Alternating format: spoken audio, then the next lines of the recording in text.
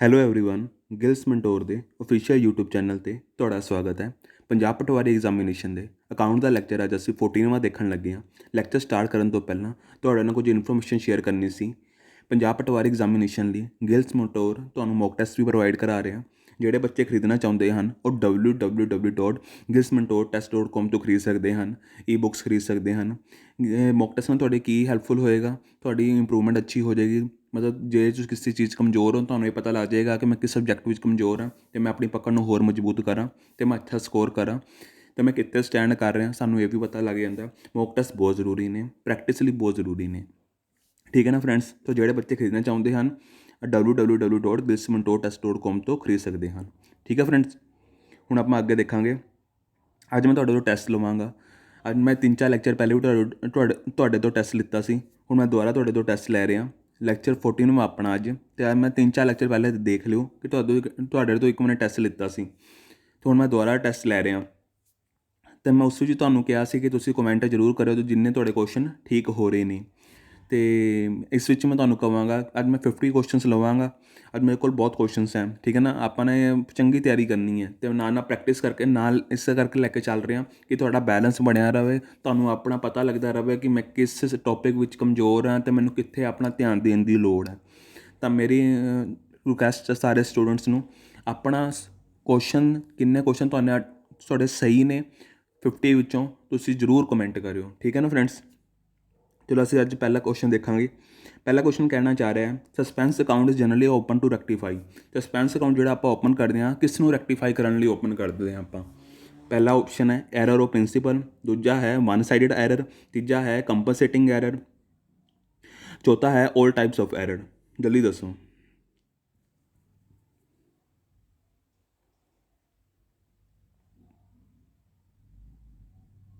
ਇਹ ਹੋਏਗਾ one sided error. One sided error ਤੁਹਾਨੂੰ ਮੈਂ ਦੱਸਿਆ ਸੀ ਨਾ ਟ੍ਰਾਇਲ ਬੈਲੈਂਸ। ਇਹ ਟ੍ਰਾਇਲ ਬੈਲੈਂਸ ਹੈ, ਇਹ ਡੈਬਿਟ ਸਾਈਡ ਹੈ, ਇਹ ਕ੍ਰੈਡਿਟ ਸਾਈਡ ਹੈ। ਠੀਕ ਹੈ। ਆਪਾਂ ਟੋਟਲ ਕਰਦੇ ਹਾਂ, ਇਹ ਵੀ ਟੋਟਲ ਕਰਦੇ ਹਾਂ। 40,000 ਸਪੋਜ਼ ਕਰੋ 40,000 ਅਮਾਊਂਟ ਸੀ ਉਰੇ ਟੋਟਲ ਸਾਰੇ ਅਕਾਊਂਟਸ ਦੀ ਮਿਲਾ ਕੇ ਆਈ। ਇਹਦੀ ਵੀ 40,000 ਆਉਣੀ ਚਾਹੀਦੀ ਹੈ। ਮੈਂ ਬਾਈ ਚਾਂਸ ਉਰੇ 38,000 ਆ ਰਿਹਾ। ਠੀਕ ਹੈ। ਆਪਾਂ ਨੇ ਇਹਨੂੰ ਪੂਰਾ ਕਰਨਾ। ਹਾਲੇ ਸਾਡੇ ਕੋਲ ਟਾਈਮ ਨਹੀਂ, ਅਸੀਂ ਪਿੱਛੇ ਜਾ ਕੇ ਦੇਖਿਆ ਸਾਡਾ ਕਿੱਥੇ ਪ੍ਰੋਬਲਮ ਸੀ। ਫਿਲਹਾਲ ਜਦੋਂ ਆਪਾਂ ਨੇ ਪੂਰਾ ਕਰਨਾ ਤਾਂ ਆਪਾਂ 2,000 ਰੁਪਏ ਉਰੇ ਪਾ ਕੇ ਸਸਪੈਂਸ ਅਕਾਊਂਟ ਕ੍ਰੀਏਟ ਕਰ ਦਾਂਗੇ। ਸਸਪੈਂਸ ਅਕਾਊਂਟ ਕ੍ਰੀਏਟ ਕਰ ਦਾਂਗੇ। ਠੀਕ ਹੈ ਨਾ। ਸਸਪੈਂਸ ਅਕਾਊਂਟ ਕ੍ਰੀਏਟ ਕਰ ਦਾਂਗੇ ਅਤੇ ਇੱਕ ਸਾਈਡ ਦਾ ਹੀ ਐਰਰ ਸੀ ਉਹੀ ਉਰੇ ਕਹਿਣਾ ਚਾਹ ਰਿਹਾ ਕਿ ਵਨ ਸਾਈਡਡ ਐਰਰ ਨੂੰ ਆਪਾਂ ਰੈਕਟੀਫਾਈ ਕਰਦੇ ਹਾਂ। ਠੀਕ ਹੈ ਨਾ। 38,000 ਪਲੱਸ 2,000 ਕੀਤਾ। ਇੱਕ ਸਾਈਡ ਕ੍ਰੈਡਿਟ ਸਾਈਡ ਘੱਟ ਸੀ, 2,000 ਪਲੱਸ ਕਰਕੇ 40,000 ਕੀਤਾ। ਡੈਬਿਟ ਸਾਈਡ ਤਾਂ 40,000 ਹੀ ਸੀ। ਠੀਕ ਹੈ ਨਾ। ਸੋ ਸਿਰਫ ਉਰੇ ਇਹੀ ਕਹਿਣਾ ਚਾਹ ਰਿਹਾ ਤਾਂ ਬੀ ਆਪਸ਼ਨ ਲੱਗ ਜਾਏਗਾ one sided error. Next question ਹੈ under which method of depreciation annual depreciation goes on decreasing. ਕਿਹੜੇ ਮੈਥਡ ਵਿੱਚ ਡੈਪਰੀਸ਼ੀਏਸ਼ਨ ਜਿਹੜੀ ਹੈ ਡਿਕਰੀਜ਼ ਮਤਲਬ ਹਰੇਕ ਸਾਲ ਘਟਦੀ ਜਾਉਂਦੀ ਹੈ। ਦੱਸੋ। ਰਿਡਿਊਸਿੰਗ ਬੈਲੈਂਸ ਮੈਥਡ ਆਏਗਾ, ਸਟ੍ਰੇਟ ਲਾਈਨ ਮੈਥਡ ਆਏਗਾ, ਐਨੂਟੀ ਮੈਥਡ ਆਏਗਾ ਜਾਂ ਇਹਨਾਂ ਤਿੰਨਾਂ 'ਚ ਕੋਈ ਨਹੀਂ ਹੈ। 5 ਸੈਕਿੰਡ ਤੁਹਾਡੇ ਕੋਲ।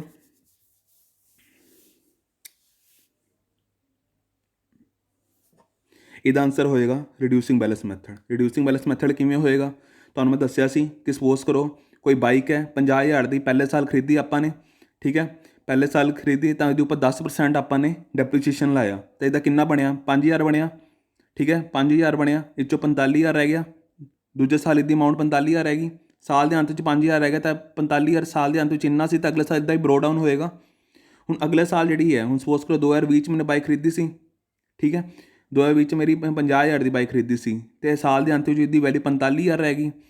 ਜਦੋਂ ਮੈਂ 2021 'ਚ ਲੈ ਕੇ ਜਾਵਾਂਗਾ 2021 ਵਿੱਚ 45,000 ਦੇ ਉੱਪਰ ਮੈਂ 10% ਲਾਵਾਂਗਾ ਉਸ ਸਾਲ ਦਾ ਡੈਪਰੀਸ਼ੀਏਸ਼ਨ ਕਿਉਂਕਿ 4,500 ਕਿਉਂਕਿ ਮੈਂ ਇਹਦੇ ਉੱਪਰ ਹੀ ਲਾ ਰਿਹਾ। ਠੀਕ ਹੈ ਨਾ। ਜਿਹੜੀ ਵੈਲਿਊ ਮੇਰੇ ਕੋਲ ਬਚ ਰਹੀ ਹੈ ਅਗਲੇ ਸਾਲ ਉਹਦੇ ਉੱਪਰ ਮੈਂ ਲਾ ਰਿਹਾ 4500 ਅਤੇ ਇਸ 'ਚੋਂ ਕੱਢ ਕੇ ਜਿਹੜੀ ਅਮਾਊਂਟ ਆਏਗੀ ਠੀਕ ਹੈ ਨਾ ਉਹ ਤੀਜੇ ਸਾਲ ਦਾ ਬਰੋ ਡਾਊਨ ਹੋ ਜਾਏਗਾ। ਤਾਂ ਉਰੇ ਕੀ ਹੋ ਰਿਹਾ ਪਹਿਲੇ ਸਾਲ 5,000 ਲੱਗ ਰਿਹਾ, ਦੂਜੇ ਸਾਲ 4500 ਲੱਗ ਰਿਹਾ। ਠੀਕ ਹੈ ਨਾ। ਦੂਜੇ ਸਾਲ 4500 ਲੱਗ ਰਿਹਾ ਘੱਟ ਰਿਹਾ ਤਾਂ ਉਰੇ ਉਹੀ ਕਹਿਣਾ ਚਾਹ ਰਿਹਾ ਕਿ ਗੋਜ਼ ਔਨ ਡਿਕਰੀਜ਼ਿੰਗ ਨਾ। ਤਾਂ ਉਰੇ ਫਿਰ ਕਿਹੜਾ ਮੈਥਡ ਲੱਗੇਗਾ ਰਿਡਿਊਸਿੰਗ ਬੈਲੈਂਸ ਮੈਥਡ ਲੱਗੇਗਾ। ਠੀਕ ਹੈ ਨਾ ਫਰੈਂਡਸ। ਉਰੇ ਲੱਗੇਗਾ ਰਿਡਿਊਸਿੰਗ ਬੈਲੈਂਸ ਮੈਥਡ। ਹੁਣ ਆਪਾਂ ਜਦੋਂ ਰਿਡਿਊਸਿੰਗ ਬੈਲੈਂਸ ਮੈਥਡ ਦੀ ਗੱਲ ਕਰ ਹੀ ਰਹੇ ਹਾਂ ਤਾਂ ਤੁਹਾਨੂੰ ਮੈਂ ਇਹ ਵੀ ਦੱਸ ਦੇਵਾਂ ਕਿ ਸਟ੍ਰੇਟ ਲਾਈਨ ਮੈਥਡ ਕੀ ਹੁੰਦਾ ਹੈ। ਸਟ੍ਰੇਟ ਲਾਈਨ ਮੈਥਡ ਹੁੰਦਾ ਕਿ ਹਰੇਕ ਸਾਲ ਇੱਕੋ ਪਹਿਲੇ ਸਾਲ ਜਿਹੜੀ ਡੈਪਰੇਸ਼ਨ ਲੱਗੀ ਸੇਮ ਅਮਾਊਂਟ ਲੱਗੇਗੀ। ਜਿਵੇਂ 50,000 ਉੱਪਰ ਪਹਿਲੇ ਸਾਲ 10% ਲੱਗੀ ਤਾਂ 5,000 ਲੱਗੀ ਤਾਂ ਦੂਜੇ ਸਾਲ ਵੀ 5000, ਤੀਜੇ ਸਾਲ ਵੀ 5000, ਚੌਥੇ ਸਾਲ ਵੀ 5000। ਉਹ ਜਿਹੜੀ ਅਮਾਊਂਟ ਬਚ ਰਹੀ ਹੈ ਉਸ ਤੋਂ ਦੁਆਰਾ ਮਤਲਬ ਕਿ ਜਿਵੇਂ 45,000 ਬਚ ਰਿਹਾ ਸੀ ਰਿਡਿਊਸਿੰਗ ਵਾਲੇ ਮੈਥਡ ਵਿੱਚ, ਉਹਦੇ ਉੱਪਰ ਲੱਗ ਰਹੀ ਸੀ, ਇਹਦੇ ਉੱਪਰ ਨਾ ਲੱਗ ਕੇ ਜੋ ਪਹਿਲੇ ਸਾਲ ਲੱਗੀ ਸੀ 50,000 ਦੇ ਉੱਪਰ, ਉਸ ਦੇ ਉੱਪਰ ਹੀ ਲੱਗ ਰਹੀ ਹੈ। ਠੀਕ ਹੈ ਨਾ, 5000 ਇਹੀ ਸਾਰੇ 3-4 ਸਾਲ ਜਿੱਥੇ ਤੱਕ ਉਹਦੀ ਲਾਈਫ ਟਾਈਮ ਜਾ ਰਹੀ ਉਦੋਂ ਤੱਕ ਇਹ ਸੇਮ ਲੱਗੇਗੀ ਅਮਾਊਂਟ। ਤਾਂ ਉਰੇ ਕਿਹੜਾ ਆਪਸ਼ਨ ਠੀਕ ਹੈ? Reducing balance method. ਇਹਨੂੰ ਰਿਟਨ ਡਾਊਨ ਵੈਲਿਊ ਮੈਥਡ ਵੀ ਕਹਿੰਦੇ ਨੇ। ਅਗਲਾ ਕੁਐਸਚਨ ਹੈ, narration are usually given at the end of. Narration are usually given at the end of, ਜੇ ਤੁਹਾਨੂੰ ਅਬਜ਼ਰਵ ਕੀਤਾ ਹੋਏਗਾ ਤੁਹਾਨੂੰ ਪਤਾ ਹੋਏਗਾ, ਈਚ ਜਨਰਲ ਐਂਟਰੀ ਤੋਂ ਬਾਅਦ ਆਪਾਂ ਨਰੇਸ਼ਨ ਲਗਾਉਂਦੇ ਹਾਂ, ਜਾਂ ਈਚ ਪੇਜ ਤੋਂ ਬਾਅਦ ਲਗਾਉਂਦੇ ਹਾਂ, ਈਚ ਕਾਲਮ ਤੋਂ ਬਾਅਦ ਲਗਾਉਂਦੇ ਹਾਂ, ਈਚ ਅਕਾਊਂਟ ਤੋਂ ਬਾਅਦ ਲਗਾਉਂਦੇ ਹਾਂ। ਜਲਦੀ ਦੱਸੋ। ਇਹ ਆਪਾਂ ਲਗਾਉਂਦੇ ਹਾਂ ਈਚ ਜਨਰਲ ਐਂਟਰੀ ਤੋਂ ਬਾਅਦ। ਠੀਕ ਹੈ ਨਾ ਫਰੈਂਡਸ, ਈਚ ਜਨਰਲ ਐਂਟਰੀ ਤੋਂ ਬਾਅਦ ਜਿਵੇਂ ਸਪੋਜ਼ ਕਰੋ ਇਹ ledger folio, debit, credit, ledger folio ਹੈ। ਠੀਕ ਹੈ, ਇਹ ਪਰਟੀਕੂਲਰ ਹੈ, ਇਹ ਡੇਟ ਹੈ, ਇਹ ਜਨਰਲ ਐਂਟਰੀ ਦਾ ਪਰਫੋਰਮ ਹੈ। ਉਰੇ ਮੈਂ ਸਪੋਜ਼ ਕਰੋ ਮੇਰੇ ਕੋਲ ਕੈਸ਼ ਆਇਆ ਅਤੇ ਮੈਨੇ ਕੁਝ ਸੇਲ ਕੀਤੀ ਸੀ, ਉਸਦਾ ਮੇਰੇ ਕੋਲ ਕੈਸ਼ ਆਇਆ, ਕੈਸ਼ ਅਕਾਊਂਟ ਡੈਬਿਟਡ, ਮੈਂ ਸ਼ਾਰਟ ਫਾਰਮ 'ਚ ਹੀ ਪਾ ਰਿਹਾ, ਟੂ ਸੇਲ ਅਕਾਊਂਟ ਕ੍ਰੈਡਿਟਡ। ਠੀਕ ਹੈ, ਉਰੇ ਅਮਾਊਂਟ ਪੈ ਗਈ, ਉਰੇ ਅਮਾਊਂਟ ਪੈ ਗਈ। ਥੱਲੇ ਉਰੇ ਨਾ ਨਰੇਸ਼ਨ ਪਾਵਾਂਗੇ ਆਪਾਂ, ਉਰੇ ਦੱਸਾਂਗੇ ਆਪਾਂ ਨੇ ਉੱਪਰ ਕੀ ਕੀਤਾ, ਉਹਦੀ 2 ਸਟੇਟਮੈਂਟ 'ਚ ਆਪਾਂ 2 ਲਾਈਨਾਂ ਵਿੱਚ ਹੀ ਆਪਾਂ ਇਹ ਦੱਸਾਂਗੇ, ਉਹਨੂੰ ਕਹਿੰਦੇ ਨੇ ਨਰੇਸ਼ਨ। ਠੀਕ ਹੈ ਨਾ, ਉਹਨੂੰ ਕਹਿੰਦੇ ਨੇ ਨਰੇਸ਼ਨ। ਠੀਕ ਹੈ, ਈਚ ਜਨਰਲ ਐਂਟਰੀ ਤੋਂ ਬਾਅਦ, ਹਰੇਕ ਜਨਰਲ ਐਂਟਰੀ ਤੋਂ ਬਾਅਦ ਕੋਈ ਵੀ ਟ੍ਰਾਂਜੈਕਸ਼ਨ ਹੋ ਰਹੀ, ਭਾਵੇਂ ਪਰਚੇਜ਼ ਦੀ ਹੋ ਰਹੀ ਹੈ, ਸੇਲ ਦੀ ਹੋ ਰਹੀ ਹੈ, ਕ੍ਰੈਡਿਟ ਦੀ ਹੋ ਰਹੀ ਹੈ, ਐਕਸਪੈਂਸਿਸ ਪੇ ਕਰ ਰਹੇ ਹਾਂ, ਕੁਛ ਵੀ ਕਰ ਰਹੇ ਹਾਂ, ਤਾਂ ਉਰੇ ਆਪਸ਼ਨ ਲੱਗ ਜਾਏਗਾ ਏ। ਠੀਕ ਹੈ ਨਾ ਫਰੈਂਡਸ।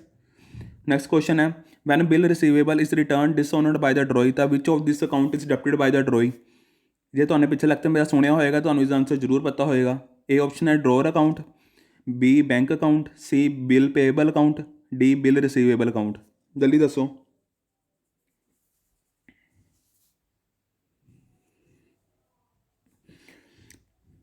ਉਰੇ ਲੱਗੇਗਾ ਬਿਲ ਪੇਏਬਲ ਅਕਾਊਂਟ। ਜੇ ਡਿਸਓਨਰਡ ਹੋ ਗਿਆ ਤਾਂ ਡਰੋਈ ਦੇ ਅਕਾਊਂਟ ਵਿੱਚ ਤਾਂ ਉਹ ਬਿਲ ਪੇਏਬਲ ਹੀ ਲਿਖੇਗਾ ਨਾ, ਬਿਲ ਪੇਏਬਲ ਲਿਖੇਗਾ, ਥੱਲੇ ਜਿਹੜਾ ਟੂ ਕੈਸ਼ ਦੀ ਜਗ੍ਹਾ ਉਹ ਪਾਰਟੀ ਦਾ ਨਾਮ ਲਿਖ ਦੇਗਾ, ਡਰੋਰ ਦਾ ਨਾਮ ਲਿਖ ਦੇਗਾ, ਕਿਉਂਕਿ ਉਸ ਕੋਲ ਪੈਸੇ ਹੈ ਨਹੀਂ ਅਤੇ ਬਿੱਲ ਡਰੋਰ ਹੋ ਰਿਹਾ, ਤਾਂ ਕੈਸ਼ ਨਾ ਆਉਣ ਤੋਂ ਬਾਅਦ, ਕੈਸ਼ ਨਾ ਨਹੀਂ ਆਇਆ, ਉਸ ਦੀ ਜਗ੍ਹਾ ਆਪਾਂ ਪਾਰਟੀ ਦਾ ਨਾਮ ਲਿਖਤਾ ਜਿਹਨੂੰ ਉਹਨੇ ਪੈਸੇ ਦੇਣੇ ਸੀ। ਜਿਹਨੂੰ ਦੇਣੇ ਹੁੰਦੇ ਪੈਸੇ ਉਹ ਡਰੋਰ ਹੁੰਦਾ, ਜਿਸ ਤੋਂ ਲੈਣੇ ਹੁੰਦੇ ਆ ਉਹ ਡਰੋਈ ਹੁੰਦਾ। ਮਤਲਬ ਕਿ ਏ ਅਤੇ ਬੀ ਪਾਰਟੀ ਸੀ, ਏ ਅਤੇ ਬੀ ਪਾਰਟੀ ਸੀ, ਏ ਨੇ ਇਹਨੂੰ ਮਾਲ ਵੇਚਿਆ, ਠੀਕ ਹੈ, ਬੀ ਨੇ ਇਸ ਤੋਂ ਖਰੀਦਿਆ। ਠੀਕ ਹੈ, ਏ ਕੀ ਹੋ ਗਿਆ? ਡਰੋਰ, ਜਿਹਨੇ ਬਿੱਲ ਕ੍ਰੀਏਟ ਕੀਤਾ। ਇਹ ਕੀ ਹੋ ਗਿਆ? ਡਰੋਈ, ਜਿਹਨੇ ਬਿੱਲ ਅਸੈਪਟ ਕੀਤਾ। ਠੀਕ ਹੈ, ਬਿੱਲ ਅਸੈਪਟ ਕੀਤਾ, ਏ ਅਤੇ ਬੀ ਦੀ ਗੱਲ ਆ ਗਈ ਨਾ ਉਰੇ, ਏ ਅਤੇ ਬਿੱਲ ਦੀ, ਏ ਅਤੇ ਬੀ ਦੀ ਗੱਲ ਆ ਗਈ। ਠੀਕ ਹੈ ਨਾ, ਅਤੇ ਜਦੋਂ ਬਿੱਲ ਡਿਸਓਨਰਡ ਹੋ ਗਿਆ, ਜਦੋਂ ਡਿਊ ਡੇਟ ਆਈ, ਡਿਸਓਨਰਡ ਮਤਲਬ ਬੀ ਕੋਲ ਪੈਸੇ ਹੈ ਨਹੀਂ, ਬੀ ਕੋਲ ਪੈਸੇ ਹੈ ਨਹੀਂ, ਉਹ ਪੈਸੇ ਨਹੀਂ ਦੇ ਪਾ ਰਿਹਾ। ਠੀਕ ਹੈ ਨਾ, ਬੀ ਪੈਸੇ ਨਹੀਂ ਦੇ ਪਾ ਰਿਹਾ, ਤਾਂ ਬੀ ਕੀ ਕਰੇਗਾ? ਪਹਿਲੇ ਕੀ ਕਰਦਾ ਸੀ ਉਹ, ਉਸ ਕੋਲ ਬਿੱਲ ਆਉਂਦਾ ਸੀ, ਉਹ ਕਹਿੰਦਾ ਸੀ ਮੇਰਾ ਐਵੀਡੈਂਸ ਮੈਨੂੰ ਦੇ, ਤਾਂ ਉਹਨੂੰ ਡੈਬਿਟ ਕਰਦਾ ਹੁੰਦਾ ਸੀ ਉਹ। ਠੀਕ ਹੈ ਨਾ, ਜਿਹੜੇ ਮੈਂ ਸਾਈਨ ਕੀਤੇ ਆ ਟੂ ਕੈਸ਼ ਕਰਦਾ ਸੀ, ਕੈਸ਼ ਦੀ ਜਗ੍ਹਾ ਉਹ ਉਰੇ ਉਸ ਪਾਰਟੀ ਦਾ ਨਾਮ ਲਿਖ ਦੇਗਾ, ਡਰੋਰ ਦਾ ਨਾਮ ਲਿਖ ਦੇਗਾ, ਜੋ ਵੀ ਹੈ ਏ ਬੀ ਸੀ, ਏ ਜਿਹੜਾ ਵੀ ਹੈ। ਜੇ ਮੈਂ ਏ ਦੀ ਗੱਲ ਕੀਤੀ ਤਾਂ ਇਹ ਆ ਜਾਏਗਾ ਉਰੇ, ਕੈਸ਼ ਨਾ ਆ ਕੇ, ਤਾਂ ਬਿੱਲ ਪੇਬਲ ਡੈਬਿਟ ਹੀ ਹੋ ਰਿਹਾ, ਤਾਂ ਇਸ ਵਿੱਚ ਵੀ ਬਿੱਲ ਪੇਬਲ ਡੈਬਿਟ ਹੀ ਹੋਏਗਾ। ਠੀਕ ਹੈ ਨਾ ਫਰੈਂਡਸ। ਤਾਂ ਅਗਲਾ ਕੁਐਸਚਨ ਹੈ, ਅਕਾਊਂਟਿੰਗ ਇਜ਼ ਐਨ ਸਾਇੰਸ ਹੈ, ਆਰਟ ਹੈ, ਸਬਜੈਕਟ ਮੈਟਰ ਆਫ ਸੋਸ਼ੋਲੋਜੀ ਹੈ, ਸਬਜੈਕਟ ਮੈਟਰ ਆਫ ਫਿਲੋਸਫੀ ਹੈ। ਦੱਸੋ ਕਿਹੜਾ ਆਪਸ਼ਨ ਠੀਕ ਹੈ ਇਸ 'ਚੋਂ? ਸਾਇੰਸ, ਆਰਟ, ਸੋਸ਼ੋਲੋਜੀ ਜਾਂ ਫਿਲੋਸਫੀ? ਦੱਸੋ।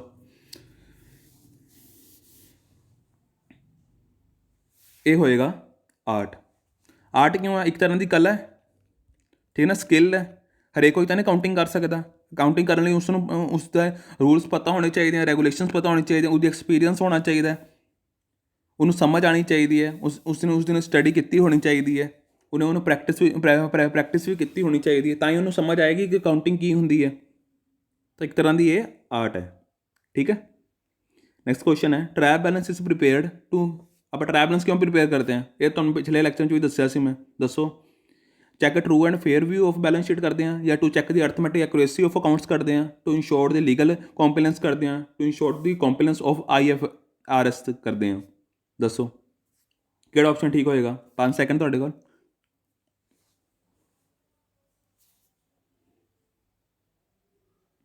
ਇਹ ਹੋਏਗਾ ਬੀ ਆਪਸ਼ਨ। ਆਪਾਂ ਅਕਾਊਂਟ ਦੀ ਐਕੂਰੇਸੀ ਚੈੱਕ ਕਰਦੇ ਹਾਂ, ਲੈਜਰ ਅਤੇ ਜਨਰਲ ਦੀ ਐਕੂਰੇਸੀ ਚੈੱਕ ਕਰਨ ਲਈ ਆਪਾਂ ਟਰਾਇਲ ਬੈਲੈਂਸ ਬਣਾਉਂਦੇ ਹਾਂ। ਠੀਕ ਹੈ ਨਾ, ਤਾਂ ਉਰੇ ਆ ਜਾਏਗਾ ਬੀ ਆਪਸ਼ਨ। ਅਗਲਾ ਕੁਐਸਚਨ ਹੈ PBIT। ਇਹ ਤੁਹਾਨੂੰ ਹਾਲੇ ਕਰਾਇਆ ਨਹੀਂ, ਮਤਲਬ ਜਿਹੜੇ ਬੱਚੇ ਇਸਦਾ ਆਨਸਰ ਦੇਣਗੇ ਵੈਲ ਐਂਡ ਗੁੱਡ ਹੈ। PBIT ਦਾ ਫੁੱਲ ਫਾਰਮ ਕੀ ਹੈ? Profit before income tax, profit before interest and tax, profit before internal transfer, profit by income tax. ਜਲਦੀ ਦੱਸੋ।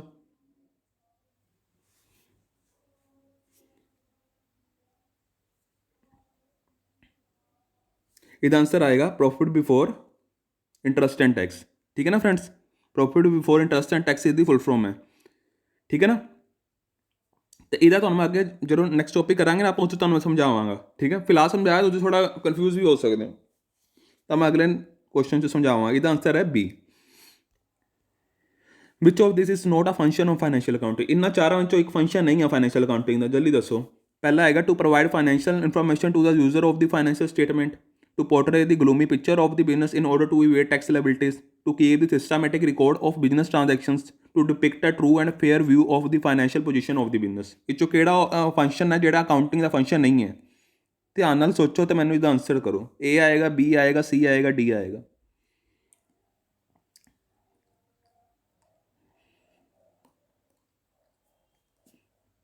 ਇਹਦਾ ਆਂਸਰ ਆਏਗਾ ਬੀ। ਇਹ ਕਿਸੇ ਨੂੰ ਬੈਨੀਫਿਟ ਨਹੀਂ ਪਹੁੰਚਾਉਂਦਾ, ਟੈਕਸ ਲਾਇਬਿਲਿਟੀ ਦੀ ਕਿਸੇ ਨੂੰ ਬੈਨੀਫਿਟ ਨਹੀਂ ਪਹੁੰਚਾਉਂਦਾ। ਅਕਾਊਂਟਿੰਗ ਦਾ ਕੰਮ ਕੀ ਹੈ? ਸਹੀ ਨੂੰ ਸਹੀ ਦੱਸਣਾ, ਗਲਤ ਨੂੰ ਗਲਤ ਦੱਸਣਾ। ਜਿਹੜੀ ਤੁਹਾਨੂੰ ਇਨਫੋਰਮੇਸ਼ਨ ਪ੍ਰੋਵਾਈਡ ਕੀਤੀ ਹੈ ਉਹਦੇ ਉੱਪਰ ਉਹ ਰੂਲਸ ਲਗਾ ਕੇ ਫਾਈਨੈਂਸ਼ੀਅਲ ਅਕਾਊਂਟਿੰਗ ਕੀ ਕਰਦਾ? ਤੁਹਾਨੂੰ ਸਟੇਟਮੈਂਟਸ ਦੇ ਦਿੰਦਾ ਕਿ ਤੁਹਾਨੂੰ ਦੱਸਦਾ ਹੈ ਕਿ ਤੁਹਾਡਾ ਟਰੂ ਪ੍ਰੋਫਿਟ ਕਿੰਨਾ, ਟਰੂ ਲੋਸ ਕਿੰਨਾ, ਤੁਹਾਡੇ ਐਸਟ ਕਿੰਨੇ ਵਧੇ, ਤੁਹਾਡੀ ਲਾਇਬਿਲਿਟੀ ਕਿੰਨੀ ਹੈ, ਤੁਹਾਡਾ ਖਰਚਾ ਕਿੰਨਾ। ਸਿਰਫ ਇਹ ਦੱਸਦਾ, ਕਿਸੇ ਨੂੰ ਬੈਨੀਫਿਟ ਨਹੀਂ ਪਹੁੰਚਾਉਂਦਾ। ਤਾਂ ਬੀ ਐਸਾ ਕੋਈ ਫੰਕਸ਼ਨ ਨਹੀਂ ਹੈ ਅਕਾਊਂਟਿੰਗ ਦਾ। ਠੀਕ ਹੈ ਨਾ, ਸੋ ਬੀ ਆਪਸ਼ਨ ਪੂਰੇ ਆਪਾਂ ਚੂਜ਼ ਕਰ ਲਾਂਗੇ।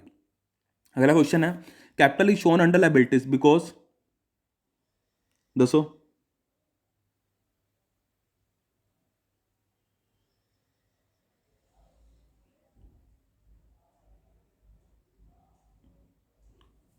ਕੈਪੀਟਲ ਨੂੰ ਆਪਾਂ ਹਮੇਸ਼ਾ ਲਾਇਬਿਲਿਟੀਜ਼ ਅੰਡਰ ਸ਼ੋ ਕਰਦੇ ਹਾਂ। ਦੱਸੋ। ਇਹ ਤੁਹਾਨੂੰ ਪਿੱਛੇ ਕਰਾਏ ਸੀ, ਜਦੋਂ ਕੰਸੈਪਟ ਕਰਾਏ ਸੀ ਉਦੋਂ ਤੁਹਾਨੂੰ ਪਤਾ ਹੋਣਾ। ਇਹ ਉਰੇ ਤੱਕ ਹੈ ਕੁਐਸਚਨ 'ਚ, ਥੋੜਾ ਮਿਸਟੇਕ ਹੈ, ਉਰੇ ਤੱਕ ਹੈ। ਇਹ ਅਗਲਾ 10ਵਾਂ ਕੁਐਸਚਨ ਹੈ।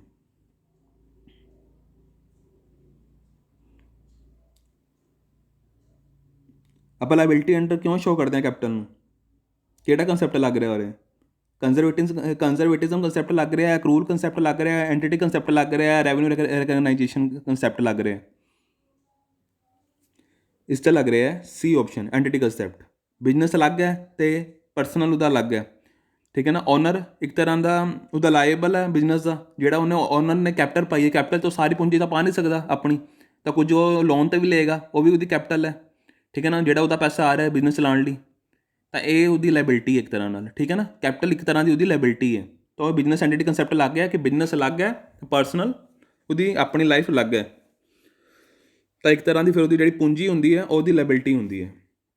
ਅਗਲਾ ਕੁਐਸਚਨ ਹੈ ਬਿਜ਼ਨਸ, 10ਵਾਂ ਕੁਐਸਚਨ ਆ ਰਿਹਾ, ਬਿਜ਼ਨਸ ਐਕਸਪੈਂਸਿਸ ਐਕਸਕਲੂਡ। ਇਹਨਾਂ 'ਚੋਂ ਕਿਹੜੇ ਚਾਰ ਆਪਸ਼ਨਾਂ ਵਿੱਚੋਂ ਇੱਕ ਐਕਸਪੈਂਸ ਜਿਹੜਾ ਬਿਜ਼ਨਸ ਐਕਸਪੈਂਸ ਨਹੀਂ ਹੈ? ਦੱਸੋ।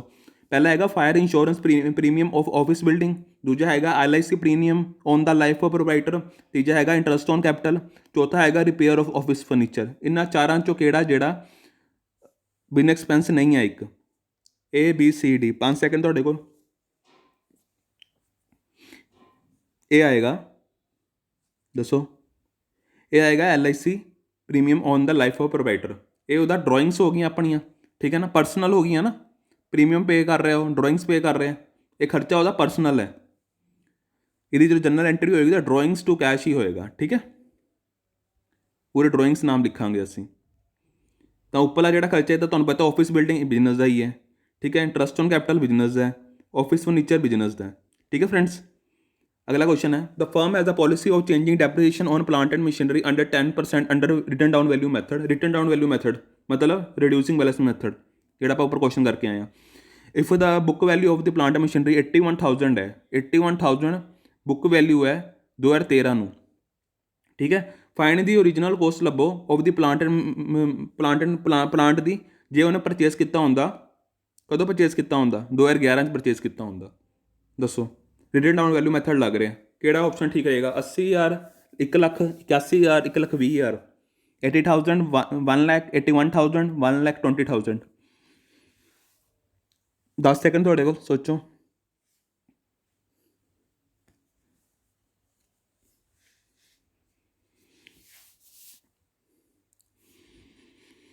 ਇਹਦਾ ਆਪਸ਼ਨ ਠੀਕ ਰਹੇਗਾ ਬੀ। ਬੀ ਕਿਉਂ ਠੀਕ ਰਹੇਗਾ? ਦੇਖੋ ਤੁਸੀਂ 2011 2 ਸਾਲ ਦੀ ਗੱਲ ਆ ਗਈ, 2011 ਤੋਂ 2013 2 ਸਾਲ ਹੋ ਗਏ, 2 ਸਾਲ ਦੀ ਗੱਲ ਹੈ। ਰਿਟਨ ਡਾਊਨ ਵੈਲਿਊ ਮੈਥਡ ਲੱਗ ਰਿਹਾ, ਮਤਲਬ ਕਿ ਹਰੇਕ ਸਾਲ ਡੈਪਰੇਸ਼ਨ ਡਿਕਰੀਜ਼ ਹੋ ਰਹੀ ਹੈ। ਤਾਂ ਸਪੋਜ਼ ਕਰੋ 1 ਲੱਖ ਸੀ, 1 ਲੱਖ ਨੂੰ ਮੈਂ ਚੂਜ਼ ਕੀਤਾ ਨਾ, ਆਨਸਰ 1 ਲੱਖ ਹੈ, ਆਪਾਂ 1 ਲੱਖ ਲੈ ਕੇ ਚੱਲਦੇ ਹਾਂ। ਪਹਿਲੇ ਸਾਲ ਕਿੰਨੀ ਲੱਗੀ? 10,000, ਕਿਉਂਕਿ 10% ਹੈ। 10,000 ਕਿੰਨੀ ਰਹਿ ਗਈ ਵੈਲਿਊ ਸਾਲ ਦੇ ਅੰਤ ਵਿੱਚ? 90,000 ਰਹਿ ਗਈ। ਇਹ ਦੂਜੇ ਸਾਲ ਬਰੋ ਡਾਊਨ ਹੋਏਗੀ 9,000, 90,000 ਉੱਪਰ ਆਪਾਂ ਲਾਵਾਂਗੇ, ਕਿਉਂਕਿ ਰਿਟਨ ਡਾਊਨ ਵੈਲਿਊ ਮੈਥਡ ਹੈ।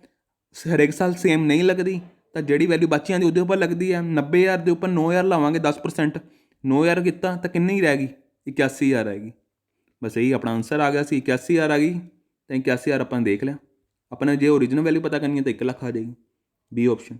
ਠੀਕ ਹੈ ਨਾ ਫਰੈਂਡਸ। ਅਗਲਾ ਕੁਐਸਚਨ ਹੈ, ਟਿਕ ਦਾ ਕਰੈਕਟ ਸਟੇਟਮੈਂਟ।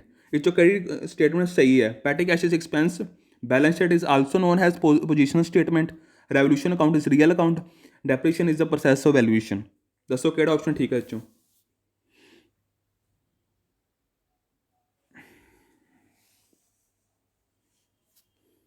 इस ऑप्शन ठीक है बी, सानू पोजीशन दसदा बैलेंस शीट। ठीक है ना,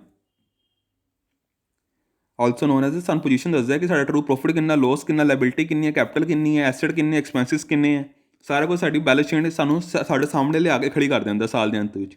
ठीक है। अगला क्वेश्चन है, huge expenditure incurred at a time of launching of new product in a market. ठीक है, ज़्यादा बहुत बड़ा एक्सपेंडिचर किया ਆਪਾਂ ਨੇ किसी प्रोडक्ट ਨੂੰ लॉन्च ਕਰਨ वक्त। तो किस तरह का एक्सपेंडिचर है? रेवेन्यू एक्सपेंडिचर है, कैपिटल एक्सपेंडिचर है, डेफर रेवेन्यू एक्सपेंडिचर है या लॉस है? जल्दी दसो।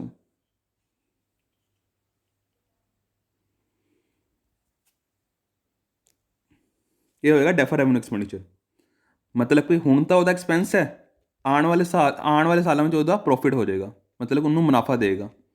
ਹੁਣ ਮੈਂ ਤਾਂ ਉਹਦੇ ਉੱਪਰ ਲੋਨ 'ਚ ਉੱਪਰ ਮੈਂ ਪ੍ਰੋਡਕਟ ਉੱਪਰ ਖਰਚਾ ਕਰ ਰਿਹਾ, ਮਗਰ ਆਉਣ ਵਾਲੇ ਸਾਲਾਂ 'ਚ ਇੱਦਾਂ ਹੀ ਮੈਨੂੰ ਰਿਟਰਨ ਮਿਲੇਗਾ। ਠੀਕ ਹੈ ਨਾ ਫਰੈਂਡਸ, ਸਿਰਫ ਉਰੇ ਹੋਏਗਾ ਡੈਫਰ ਰੈਵਨਿਊ ਐਕਸਪੈਂਡੀਚਰ। ਅਗਲਾ ਕੁਐਸਚਨ ਹੈ, research and development cost appearing in the balance sheet is the. ਜਿਹੜੀ ਰਿਸਰਚ ਐਂਡ ਡਿਵੈਲਪਮੈਂਟ ਦੀ ਕੋਸਟ ਹੁੰਦੀ ਹੈ ਉਹ ਆਪਾਂ ਬੈਲੈਂਸ ਸ਼ੀਟ ਅਪੀਅਰ ਕਰਦੇ ਹਾਂ, ਉਹ ਕਿਸ ਤਰ੍ਹਾਂ ਦਾ ਐਸੈਟ ਹੈ? ਐਸੈਟ ਹੈ ਜਾਂ ਕੋਈ ਅਕਾਊਂਟ ਹੈ? ਦੱਸੋ। ਰੀਅਲ ਅਕਾਊਂਟ ਹੋਏਗਾ, ਇੰਟੈਂਜੀਬਲ ਐਸੈਟ ਹੋਏਗਾ, ਟੈਂਜੀਬਲ ਐਸੈਟ ਹੋਏਗਾ, ਪਰਸਨਲ ਅਕਾਊਂਟ ਹੋਏਗਾ?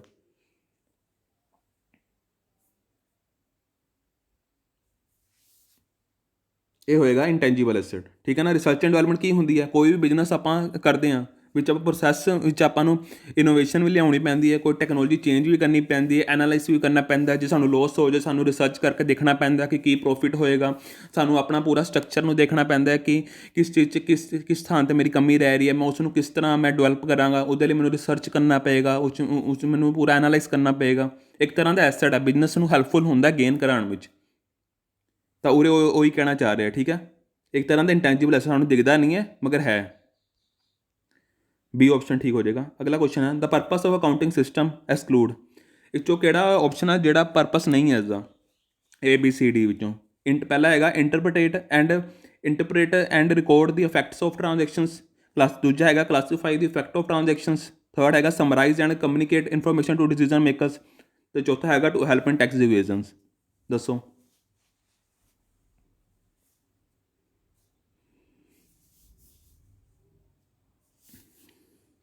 ਇਹਦਾ ਆਪਸ਼ਨ ਠੀਕ ਹੋ ਜਾਏਗਾ to help in tax evasion. ਇਹ ਦਾ ਪਰਪਸ ਨਹੀਂ ਹੈ। ਠੀਕ ਹੈ ਨਾ, ਕਿਉਂਕਿ ਉਹ ਕਿਸੇ ਨੂੰ ਵੀ ਟੈਕਸ ਨੂੰ ਟਾਲਣ ਵਿੱਚ ਕਿਸੇ ਦੀ ਹੈਲਪਫੁਲ ਨਹੀਂ ਕਰਦਾ ਉਹ। ਠੀਕ ਹੈ ਨਾ, ਉਹਦਾ ਟਰੂ ਪ੍ਰੋਫਿਟ ਜਾਂ ਉਹਦਾ ਟਰੂ ਲੋਸ ਜਾਂ ਟਰੂ ਐਸੈਟਸ ਜਾਂ ਟਰੂ ਲਾਇਬਿਲਿਟੀ ਜਾਂ ਟਰੂ ਐਕਸਪੈਂਸਿਸ ਦੱਸਣਾ ਹੀ ਉਹਦਾ ਕੰਮ ਹੁੰਦਾ।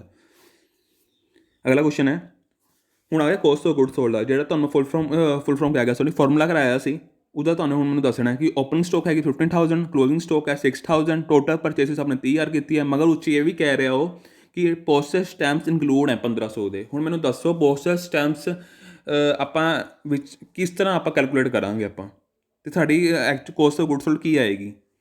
ਚਾਰ ਆਪਸ਼ਨ ਹੈ, 40,000, 39,000, 37,500, 36,000। ਕਿਹੜਾ ਆਪਸ਼ਨ ਠੀਕ ਹੋਏਗਾ?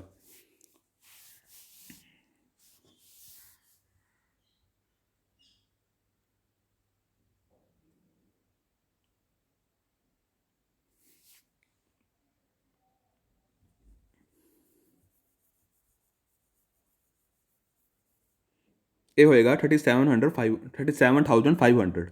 ਕਿਉਂ ਹੋਏਗਾ ਤੁਸੀਂ ਆਪ ਹੀ ਲਾ ਲਓ। ਆਪਣਾ ਫਾਰਮੂਲਾ ਕੀ ਹੈ? Opening plus purchases minus closing stock, ਇਹ ਵੀ ਪਲੱਸ ए भी प्लस ए माइनस, बट उरे पोस्टेज स्टैम्प की गल आ गई, ये डायरैक्ट एक्सपेंसिस नहीं है, ठीक है ना, परचेस उपर कोई एक्सपेंसिस नहीं है, ठीक है। तो पोस्टेज स्टैम्प्स ਨੂੰ ਆਪਾਂ माइनस करांगे, ठीक है, पोस्टेज स्टैम्प्स ਨੂੰ ਆਪਾਂ माइनस करांगे ना 30,000 ਵਿੱਚੋਂ पोस्टेज स्टैम्प्स किन्ने हैं 1500, 1500 ये बच जाएगा 28,500,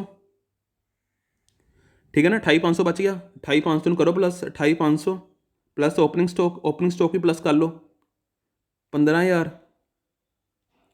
ठीक है, रुको 2 मिनट सही, 28,500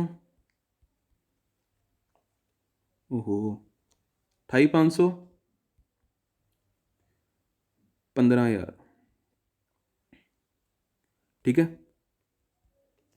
8 5 13 2 3 4 43,500 हो गया ओपनिंग प्लस परचेसिस माइनस हम अपने क्लोजिंग स्टॉक करना 43,500 विचों माइनस क्लोजिंग स्टॉक कितना 6,000 माइनस ये 5 ये 7 ये 3, ठीक है 37,500 तो वो आंसर आ जाएगा बी सी ऑप्शन 37,500। अगला क्वेश्चन है ਡੈਟਰ ਇਜ਼ ਡਿਕਲੇਅਰਡ ਇਨਸੋਲਵੈਂਟ, ਡੈਟਰ ਐਕਸ ਦਾ ਇੱਕ ਡੈਟਰ ਸੀ, ਉਹ ਕਹਿੰਦਾ ਮੈਂ ਤਾਂ ਕੀ ਨਾਮ ਹੈ ਉਰੇ ਇਨਸੋਲਵੈਂਟ ਹੋ ਗਿਆ, ਮੇਰਾ ਤਾਂ ਦਿਵਾਲੀਆ ਨਿਕਲ ਗਿਆ, ਅਤੇ ਮੈਂ 25 ਐਕਸ ਨੇ ਕੀ ਕੀਤਾ ਡੈਟਰ ਤੋਂ ਆਪਣੇ ਉਰੇ ਸਟੇਟਮੈਂਟ ਨਾ ਧਿਆਨ ਨਾਲ ਪੜ੍ਹਿਓ, X debtor is declared insolvent, only 25,000 rupees is covered from his estate. X owes the 5,000 to Y and Y would debit cash account by, ये Y ना उरे लिखो, ये थोड़ी मिस्टेक है, मैं तुम्हें दोबारा समझाना।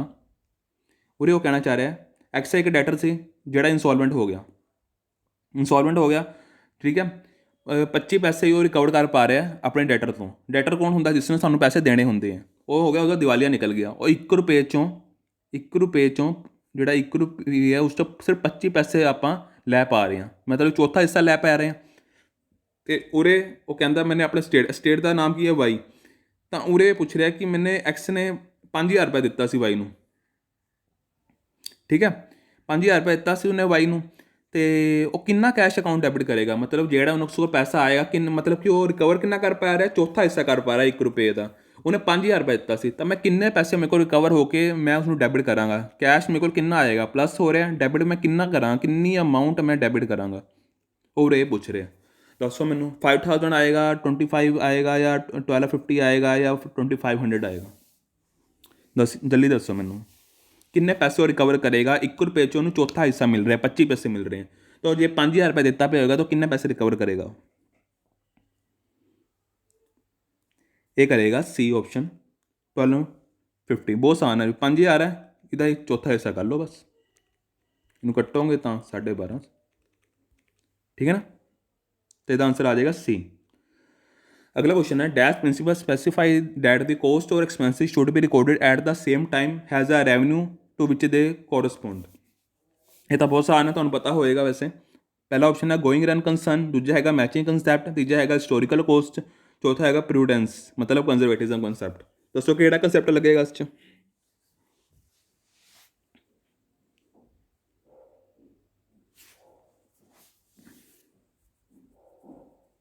इस लग रहा है मैचिंग कंसैप्ट। वो ये कहना चाह रहे हैं कि 1 साल के अंदर तो सारे एक्सपेंसिस भी पैण तो रेवन्यू भी पैण, दूजे साल ना चले जान, ठीक है ना, ठीक है ना, सारे एक्सपेंसिस से रेवन्यू पैण तो उन्होंने की कहते हैं, आप मैचिंग कंसैप्ट कहते हैं कि खर्चे के नाल रेवन्यू भी आवे, तो उन्होंने कहते हैं मैचिंग कंसैप्ट। उसी टाइम मतलब उसी ईयर में अपने रिकॉर्ड करना है, तो आ जाएगा मैचिंग कंसैप्ट बी ऑप्शन। अगला क्वेश्चन है which of this accounts are not close in trading account, केड़ा अकाउंट इन्हां क्लोज नहीं हुंदा, इन्हां विच नहीं आउंदा, दसो।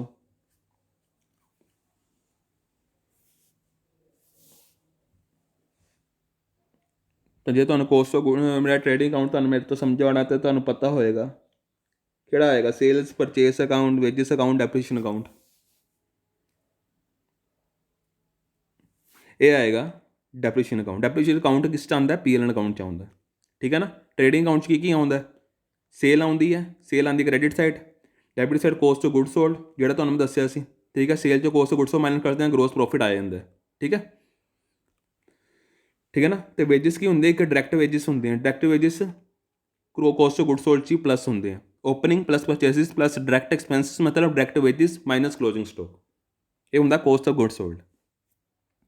उरे आ जाएगा सी ऑप्शन। अगला क्वेश्चन है, expenses account will always have a, expenses हमेशा केड़ा बैलेंस होंगे, डेबिट होंगे, क्रेडिट होंगे, आइदर ए और बी होंगे या नो बैलेंस एट ऑल होंगे, जल्दी दसो।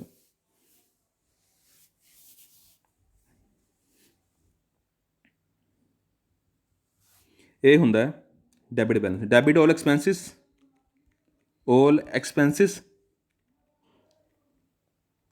ठीक है ना, डेबिट ऑल एक्सपेंसिस, तो इसका हमेशा डेबिट बैलेंस होएगा। नॉमिनल अकाउंट लग रहा है ना, तो हमेशा डेबिट बैलेंस होएगा। अगला क्वेश्चन है, current liability means liability which are payable within 12 months, liability which are payable immediately, liabilities which payable after 1 accounting year, liability which are readable within 3 months. दसो किहड़ा ठीक होएगा। ਇਹਦਾ option ਠੀਕ ਹੋਏਗਾ ਏ, ਜਿਹੜੇ 12 ਮਹੀਨੇ ਦੇ ਅੰਦਰ ਅੰਦਰ ਪੇ ਕਰ ਦਿੱਤੀ ਜਾਵੇ। ਕੋਈ ਲੋਨ ਲਿੱਤਾ ਤੁਹਾਨੇ, ਉਹਨਾਂ ਤੁਹਾਡੀ ਸਾਲ ਦੇ ਅੰਦਰ ਅੰਦਰ ਪੇਮੈਂਟ ਕਰਨੀ, ਉਹਨੂੰ ਕਹਿੰਦੇ ਨੇ ਕਰੰਟ ਲਾਇਬਿਲਿਟੀ, ਠੀਕ ਹੈ ਨਾ ਫਰੈਂਡਸ। ਅਗਲਾ ਕੁਐਸਚਨ ਹੈ, IASB ਸਟੈਂਡਸ ਫॉर, ਇਹ ਫੁੱਲ ਫॉर्म ਕੀ ਹੈ?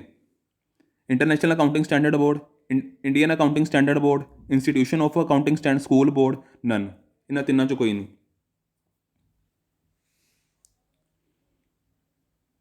ਇਹ ਹੋਏਗਾ ਇੰਟਰਨੈਸ਼ਨਲ ਅਕਾਊਂਟਿੰਗ ਸਟੈਂਡਰਡ ਬੋਰਡ, ਇਹਦਾ ਆਂਸਰ ਕੀ ਹੋਏਗਾ? International accounting standard board. अगला क्वेश्चन है, when bill receivable is discounted but entry is pass by the drawee, drawee की एंट्री पास करेगा? जो तुमने मेरा पिछला लैक्चर देखा होगा, उस मैं एक केस डिस्काउंटिंग का कराया सी, उस जो बिल डिस्काउंट करा लेंदा है ड्रॉर, तो ड्रॉई की एंट्री पाएगा? थोड़ा ऑब्जर्व करो। पहला ऑप्शन है बैंक अकाउंट डेबिट करेगा तो बिल रिसीवेबल क्रेडिट करेगा, या ड्रॉर अकाउंट डेबिट करेगा तो बिल रिसीवेबल क्रेडिट करेगा, बिल रिसीवेबल डेबिट करेगा या बिल पेएबल क्रेडिट करेगा, या नो एंट्री करेगा। ए बी सी डी, ध्यान नाल सोचो, 10 सैकेंड है तुहाडे कोल।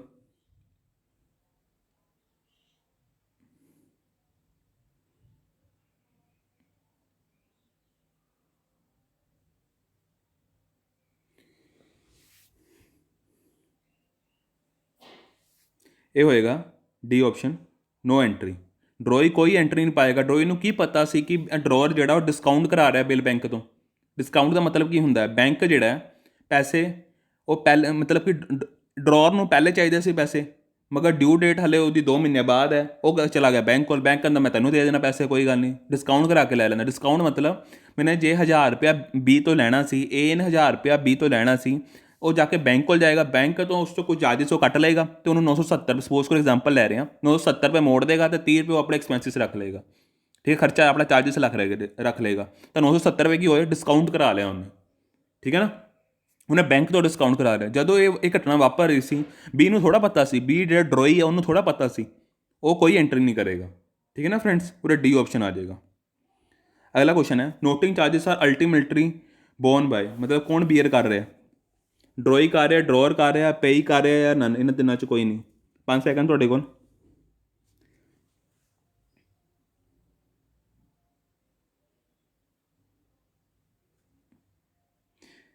ਇਹਦਾ ਆਏਗਾ ड्रॉई अकाउंट, क्योंकि पैसे तो बी ने पे, ए तो बी की गल कर रहा, मैं एग्जाम्पल सेम लैके चल रहा। ए कौन है? ड्रॉर। बी कौन है? ड्रॉई। ए ने माल बेचिया, बी ने खरीदया, बी जेड़ा जो ड्यू डेट आई वो पैसे नहीं दे पाया, डिसओनर हो गया बिल, तो ए ने नोटिस भेजा बी नूं, ये कानूनी नोटिस होंगे, नोटिस भेजा उन्हें, नोटरी उपर पैसे लग रहे हैं, ठीक है ना, ए ने पहले पैसे खर्चा किया, मगर एक्चुअल जो बीयर कौन करेगा? जो दोबारा बिल बनेगा वो बिल पेएबल नहीं कर पाया, डिसओनर हो गया, जो दोबारा बिल बनाएगा उस नोटिंग चार्जेस इंक्लूड होंगे, वो कौन एक्चुअल च बीयर करेगा? किसकी गलती सी? ड्रॉई की गलती सी, ठीक है ना। नोटिंग चार्जेस बीयर कौन करेगा? ड्रॉई करेगा। अगला क्वेश्चन है, how many parties are generally found in a bill of exchange? A च 4, बी 2, सी 3, डी 5। 5 सैकेंड ਤੁਹਾਡੇ ਕੋਲ।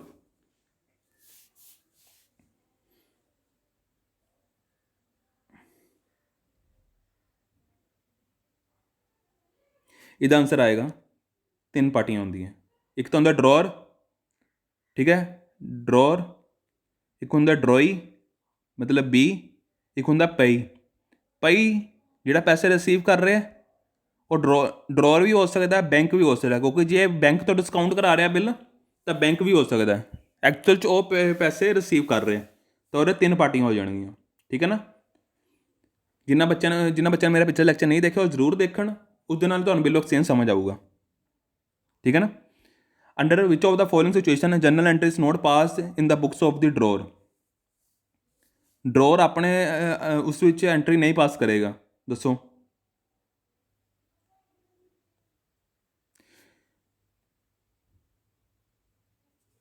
ਪਹਿਲਾ ਹੈਗਾ when a discounted bill is honoured by a drawee on the due date.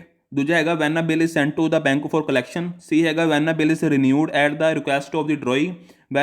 D ਹੈਗਾ when a debtor accept a bill drawn by the drawer. ਦੱਸੋ ਕਿਹੜਾ option ਠੀਕ ਹੋਏਗਾ ਇਸ ਚੋਂ।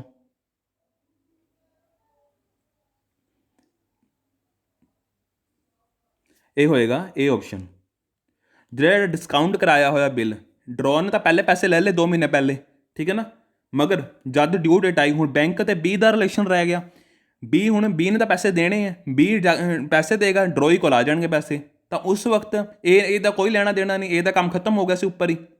ਠੀਕ ਹੈ। ਡਿਸਕਾਊਂਟਿੰਗ ਦਾ ਮਤਲਬ ਕੀ ਹੋਇਆ, ਬੈਂਕ ਨੇ ਪੈਸੇ ਪਹਿਲੇ ਹੀ ਦੇ ਦਿੱਤੇ ਸੀ, ਹੁਣ ਸਿਰਫ ਬੈਂਕ ਦਾ ਲੈਣਾ ਉਹਨੇ ਉਸ ਤੋਂ। ਠੀਕ ਹੈ ਨਾ। ਉਹਨੂੰ ਤਾਂ 970 ਰੁਪਏ ਨੇ ਦੇ ਤੇ, ਵਿੱਚੋਂ 30 ਰੁਪਏ ਕਮਾ ਲਏ। ਉਹਦੇ ਜਦੋਂ 20 ਤੋਂ ਪੈਸੇ ਲਏਗਾ ਉਹ ਪੂਰੇ 1000 ਰੁਪਏ ਹੀ ਲਏਗਾ, ਘੱਟ ਨਹੀਂ ਲਏਗਾ। ਉਹ ਉਸ ਤੋਂ ਫੁੱਲ ਅਮਾਊਂਟ ਲਏਗਾ। ਮਗਰ ਜਿਹੜਾ ਉਹਨੇ ਇਹਨੂੰ ਦਿੱਤੇ 970 ਦਿੱਤੇ, ਕਿਉਂ ਦਿੱਤੇ? ਕਿਉਂਕਿ ਉਹਨੇ ਪਹਿਲੇ ਮੰਗ ਲਏ, ਉੱਚੋਂ ਅਸੀਂ 30 ਰੁਪਏ ਕੱਟ ਲਏਗਾ, ਆਪਣਾ ਇੰਟਰਸਟ ਕੱਟ ਲਏਗਾ।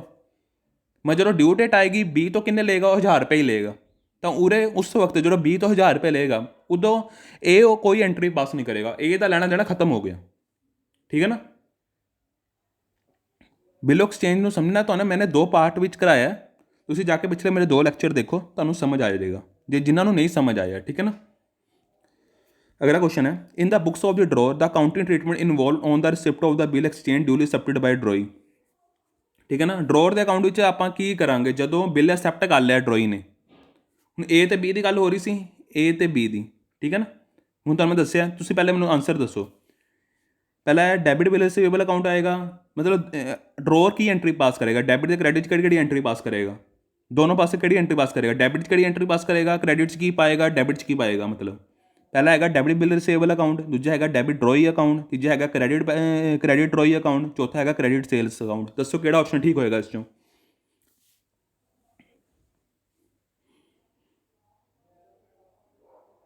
ਇਹ ਹੋਏਗਾ ਸੀ ਆਪਸ਼ਨ। ਸੀ ਕਿਉਂ ਹੋਏਗਾ, ਕਿਉਂਕਿ ਜੇ ਤੁਸੀਂ ਏ ਤੇ ਬੀ ਦੇਖੋ, ਜਦੋਂ ਬੀ ਨੇ ਐਕਸੈਪਟ ਕਰ ਲਿਆ ਬਿੱਲ, ਠੀਕ ਹੈ ਨਾ, ਇਹ ਕੀ ਕੀਤਾ, ਇਹਨੇ ਬਿੱਲ ਭੇਜਿਆ ਬੀ ਕੋਲ, ਬੀ ਨੇ ਐਕਸੈਪਟ ਕਰ ਲਿਆ ਬਿੱਲ, ਪੇਬਲ ਨੂੰ ਡੈਬਿਟ ਕਰੇਗਾ, ਇਹਨੇ ਡੈਬਿਟ ਕਰ ਕੀਤਾ ਟੂ ਏ ਅਕਾਊਂਟ। ਹਲੇ ਐਕਸੈਪਟ ਕੀਤਾ, ਹਲੇ ਡਿਊ ਡੇਟ ਨਹੀਂ ਆਈ, ਕੈਸ਼ ਦੀ ਨਹੀਂ ਆਈ, ਹਲੇ ਐਕਸੈਪਟ ਕਰਨ ਦੀ ਐਂਟਰੀ ਹੈ। ਠੀਕ ਹੈ। ਇਹਨੇ ਐਕਸੈਪਟ ਕਰ ਲਿਆ ਬਿੱਲ, ਤੇ ਇਸ ਕੋਲ ਵਾਪਸ ਆਇਆ ਬਿੱਲ ਐਕਸੈਪਟ ਕਰਕੇ, ਤਾਂ ਬਿੱਲ ਰਿਸੀਵੇਬਲ ਇਹ ਡੈਬਿਟ ਕਰੇਗਾ, ਟੂ ਕ੍ਰੈਡਿਟ ਕਿਹਨੂੰ ਕਰੇਗਾ, ਡਰੋਈ ਨੂੰ। ਬੀ ਅਕਾਊਂਟ ਕਿਸ ਤੋਂ ਆਇਆ, ਬੀ ਤੋਂ ਆਇਆ। ਠੀਕ ਹੈ ਨਾ। ਤਾਂ ਉਰੇ ਕੀ ਆਪਸ਼ਨ ਆ ਜਾਏਗਾ, first and 3 I think C, debit bill receivable account, C credit drawee account. ਉਸ ਤੋਂ ਐਵੀਡੈਂਸ ਜਿਹੜਾ ਅਕਸੈਪਟ ਕਰਕੇ ਇਹ ਕੋਲ ਵਾਪਸ ਆ ਗਿਆ। ਠੀਕ ਹੈ। Which of the following is an example of capital expenditure. ਇਸ ਤੋਂ ਕਿਹੜਾ ਕੈਪੀਟਲ ਐਕਸਪੈਂਡੀਚਰ ਹੈ, insurance premium, taxi and legal expenses, discount allowed, custom duty on import of machinery. ਜਲਦੀ ਦੱਸੋ। ਇਹ 'ਚ ਆ ਜਾਏਗਾ custom duty on import of machinery. ਆਪਾਂ ਮਸ਼ੀਨਰੀ ਉੱਪਰ ਖਰਚਾ ਕਰ ਰਹੇ ਹਾਂ, ਕੈਪੀਟਲ ਹੈ, ਲੌਂਗ ਟਰਮ ਲਈ ਹੈ, ਉਹਦੇ ਉੱਪਰ ਜਿਹੜੀ ਕਸਟਮ ਡਿਊਟੀ ਪੇ ਕੀਤੀ ਹੈ ਉਹ ਮਸ਼ੀਨਰੀ ਉੱਪਰ ਪੇ ਕਰ ਰਹੇ ਹਾਂ ਆਪਾਂ। ਇੱਕ ਤਰ੍ਹਾਂ ਦਾ ਆਪਾਂ ਨੇ ਲੌਂਗ ਟਰਮ ਚਲਾਉਣਾ। ਕੈਪੀਟਲ ਐਕਸਪੈਂਡੀਚਰ ਕੀ ਹੁੰਦਾ, ਲੌਂਗ ਟਰਮ ਲਈ ਖਰਚਾ ਕਰਨਾ। ਤਾਂ ਮਸ਼ੀਨਰੀ ਕੀ ਹੈ, ਲੌਂਗ ਟਰਮ ਲਈ ਹੈ, ਤਾਂ ਜਿਹੜੀ ਕਸਟਮ ਡਿਊਟੀ ਉਹਦੇ ਉੱਪਰ ਪੇ ਕਰ ਰਹੇ ਹਾਂ ਉਹ ਆਪਾਂ ਲੌਂਗ ਟਰਮ ਲਈ ਕਰ ਰਹੇ ਹਾਂ। ਠੀਕ ਹੈ। ਇੱਕ ਤਰ੍ਹਾਂ ਦਾ ਉਸਦਾ ਇੰਕਲੂਡ ਹੈ, ਮਤਲਬ ਆਪਾਂ ਇੰਪੋਰਟ ਕਰਾ ਰਹੇ ਮਸ਼ੀਨਰੀ, ਉਹਦੇ ਉੱਪਰ ਜਿਹੜਾ ਪੇ ਕਰ ਰਹੇ ਉਹਦਾ ਡਾਇਰੈਕਟ ਐਕਸਪੈਂਸਿਸ ਹੈ, ਤਾਂ ਉਹਦਾ ਕੀ ਹੋ ਜਾਏਗਾ, ਕੈਪੀਟਲ ਐਕਸਪੈਂਡੀਚਰ। ਬਾਕੀ ਜਿਹੜੇ ਤਿੰਨੋਂ ਕੈਪੀਟਲ ਐਕਸਪੈਂਡੀਚਰ ਨਹੀਂ ਹੈ। ਠੀਕ ਹੈ। ਇਹ ਡੇ ਟੂ ਡੇ ਬੇਸਿਸ ਦੇ ਐਕਸਪੈਂਸਿਸ ਵੀ ਹੋ ਸਕਦੇ ਆ। ਠੀਕ ਹੈ। ਅਗਲਾ ਕੁਐਸਚਨ ਹੈ, which of the following concerns assume that a business will last indefinitely. ਕਿਹੜਾ ਕੰਸੈਪਟ ਨਾਲ ਸਾਨੂੰ ਇਹ ਪਤਾ ਲੱਗਦਾ ਕਿ ਬਿਜ਼ਨਸ ਲਾਸਟ ਤੱਕ ਚੱਲੇਗਾ। ਦੱਸੋ। ਬਿਜ਼ਨਸ ਐਂਟੀਟੀ ਕੰਸੈਪਟ ਨਾਲ, ਗੋਇੰਗ ਕੰਸਰਨ ਨਾਲ, ਪੀਰੀਓਡਿਕਲੀ ਕੰਸੈਪਟ ਨਾਲ, ਕੰਸਿਸਟੈਂਸੀ ਕੰਸੈਪਟ ਨਾਲ। ਕੰਸਿਸਟੈਂਸੀ ਕੰਸੈਪਟ ਨਾਲ। ਠੀਕ ਹੈ। ਦੱਸੋ। A B C D. 5 second ਤੁਹਾਡੇ ਕੋਲ।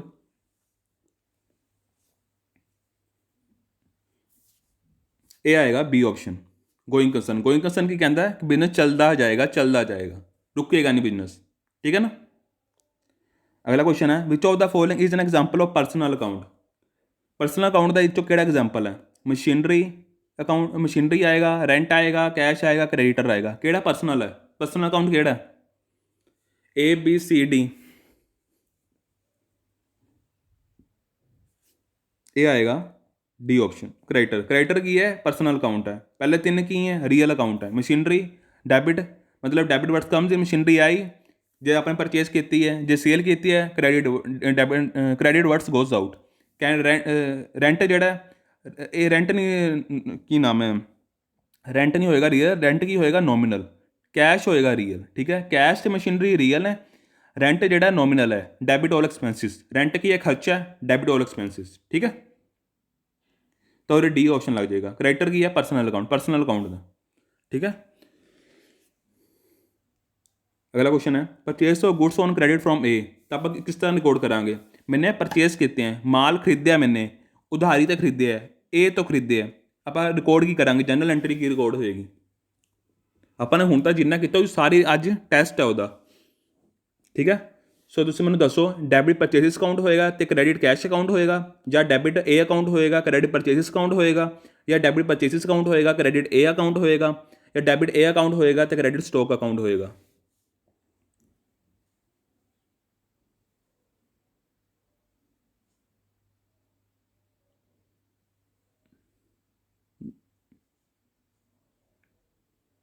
ये ऑप्शन आएगा सी, डेबिट परचेसिस अकाउंट तो क्रेडिट ए अकाउंट। अपने उधारी तो खरीदे है, परचेसिस अकाउंट में आप डेबिट करांगे, ठीक है। तू क्रेडिट किनू करांगे? ए अकाउंट ਨੂੰ। ਜੇ कैश च ਹੁੰਦਾ ਤਾਂ कैश ਕਰਦੇ, क्रेडिट ਨੂੰ करिए परचेसिस अकाउंट मतलब प्लस होया, डेबिट वर्स कम्स इन डेबिट क्रेडिटर, ठीक है, टू ए अकाउंट, ठीक है ना। अब परचेस कर रहे हैं ए तो, किस तो किया? ए तो आप क्रेडिट किया। अगला क्वेश्चन है withdrawal of the goods from the stock by the owner of the business for personal use should be recorded as. उन्हें गुड्स विड्रॉल करा लिया, मतलब उन्हें कुछ माल बिजनेस तो कट लिया अपने पर्सनल यूज लिए, तो किस तरह आप एंट्री पावांगे? पहला है debiting stock account and crediting capital account, दूजा debiting capital account, crediting drawings account, या debiting drawings account crediting stock account, या debiting stock account crediting drawing account. दसो।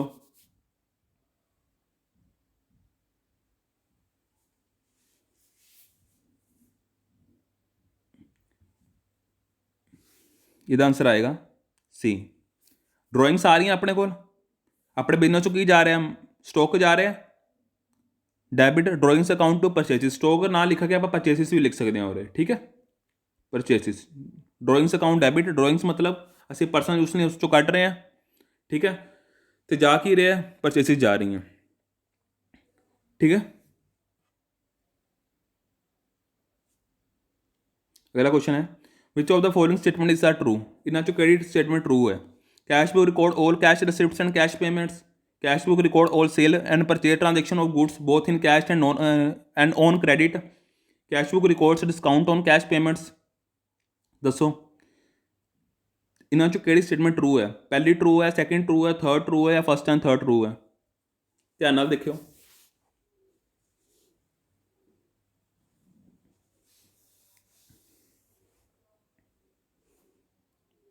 ये होएगी डी ऑप्शन, पहली ठीक है तो थर्ड ठीक है। इस कि गल करती उन्हें क्रेडिट की गल करती। क्रेडिट तो आप कैश आप सेल बुक के परचेस बुक का यूज़ करते होंगे, कैश बुक का यूज़ नहीं करते होंगे, ठीक है ना फ्रेंड्स। जो तो मैं कैश बुक कराया, सबसिडी बुक कराई, उस दसिया ना मैं कि कैश बुक जब कैश की ट्रांजेक्शन आती हैं, सेल के परचेस भी क्रेडिट की ट्रांजेक्शन आती है, वो भी कल गुड्स दी, ठीक है। कोई फिक्स एसेट अपने क्रेडिट से खरीद लिया, उसकी ट्रांजेक्शन कोई नहीं आएगी परचेस की सेल बुक, ठीक है। गुड्स वो आएंगे जी अपन क्रेडिट से खरीदी हैं। अगला क्वेश्चन है trade discount allowed at the time of sales of good. तो जो आप ट्रेड डिस्काउंट अलाउड करते हैं सेल ऑफ गुड से, तो वो आप रिकॉर्ड करते हैं सेल बुक से, या कैश बुक च रिकॉर्ड करते हैं, या जर्नल च रिकॉर्ड करते हैं, या आप रिकॉर्ड ही नहीं करते बुक्स ऑफ अकाउंट। दसो।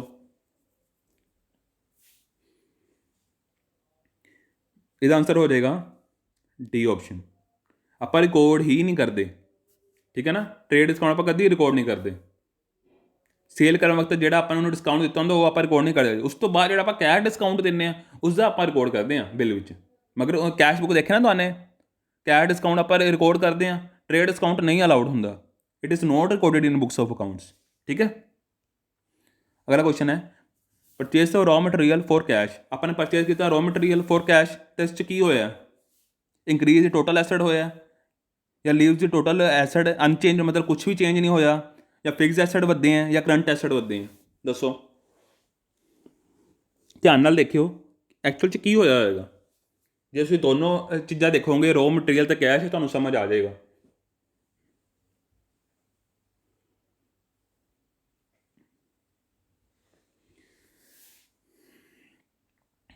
ਇਹਦਾ ਆਂਸਰ ਆਏਗਾ ਬੀ।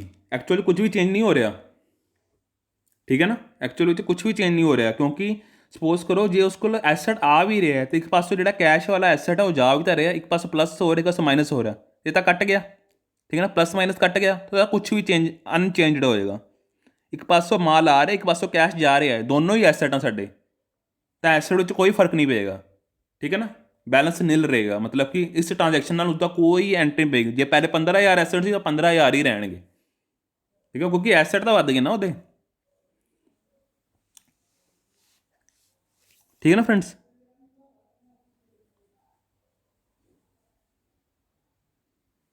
ਅਗਲਾ ਕੁਐਸਚਨ ਹੈ which of the following is not an asset. ਇਸ 'ਚੋਂ ਕਿਹੜਾ ਐਸਟ ਨਹੀਂ ਹੈ। Stock of stationery, goodwill, P L and account, credit balance ਹੈ, ਅਕਾਊਂਟਸ ਬਿਲ ਰਿਸੀਵੇਬਲ, ਦੱਸੋ ਇਸ 'ਚੋਂ ਕਿਹੜਾ ਐਸਟ ਨਹੀਂ ਹੈ, ਐਸਟ ਦਾ ਨੇਚਰ ਨਹੀਂ ਹੈ।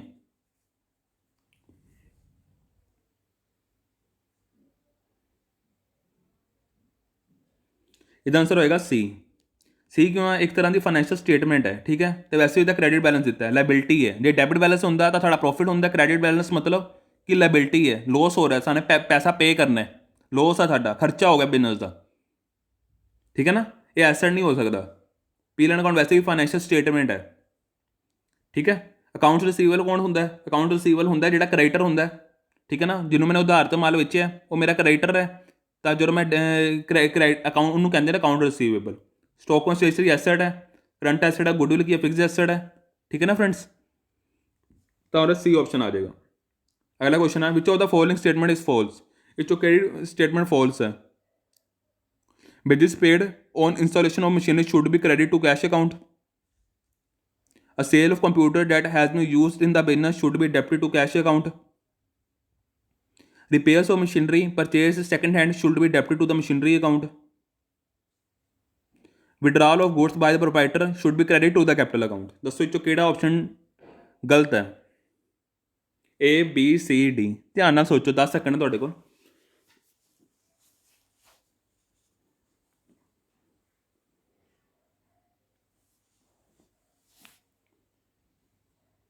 ਇਹਦਾ ਆਂਸਰ ਆਏਗਾ ਡੀ, ਕ੍ਰੈਡਿਟ ਨਹੀਂ ਹੋਏਗਾ, ਡੈਬਿਟ ਹੋਏਗਾ, ਠੀਕ ਹੈ ਨਾ। ਕ੍ਰੈਡਿਟ ਕੀ ਹੁੰਦਾ ਹੈ, ਕ੍ਰੈਡਿਟ ਆਲ ਇਨਕਮ, ਕੈਪੀਟਲ 'ਚੋਂ ਤਾਂ ਪੈਸਾ ਕਢਾ ਰਿਹਾ ਹੈ, ਉਹ ਗੁਡਸ ਮਤਲਬ ਪੈਸਾ ਕਹਿ ਗਿਆ, ਸੋਰੀ, ਗੁਡਸ ਕਢਾ ਰਿਹਾ ਹੈ, ਤਾਂ ਉਹ 'ਚ ਕ੍ਰੈਡਿਟ ਥੋੜ੍ਹਾ ਹੋਏਗਾ। ਜਿਹੜੇ ਉਹ ਗੁਡਸ ਨੇ ਕਢਾਇਆ ਉਹ ਕੈਪੀਟਲ 'ਚ ਜਾ ਕੇ ਕ੍ਰੈਡਿਟ ਥੋੜ੍ਹਾ ਹੋਣਗੇ। ਕੈਪੀਟਲ ਕੀ ਹੁੰਦਾ, ਹਮੇਸ਼ਾ ਕ੍ਰੈਡਿਟ ਬੈਲੈਂਸ ਹੁੰਦਾ। ਡੈਬਿਟ 'ਚੋਂ ਮਾਈਨਸ ਹੋਏਗਾ, ਉਹਦੀ ਡਰਾਇੰਗਸ ਮਾਈਨਸ ਹੋਣਗੀਆਂ ਉਹਦੀਆਂ, ਠੀਕ ਹੈ, ਠੀਕ ਹੈ ਨਾ ਫਰੈਂਡਸ, ਤਾਂ ਉਹਦਾ ਡੀ ਆਪਸ਼ਨ ਆ ਜਾਏਗਾ। Which of the following statement is are true. Drawings account is nominal account, capital account is a real account, sale account is a nominal account, outstanding salary is a nominal account, patent accounts is a personal account। ਜਲਦੀ ਦੱਸੋ ਕਿਹੜਾ true ਹੈ ਇਸ ਵਿੱਚੋਂ।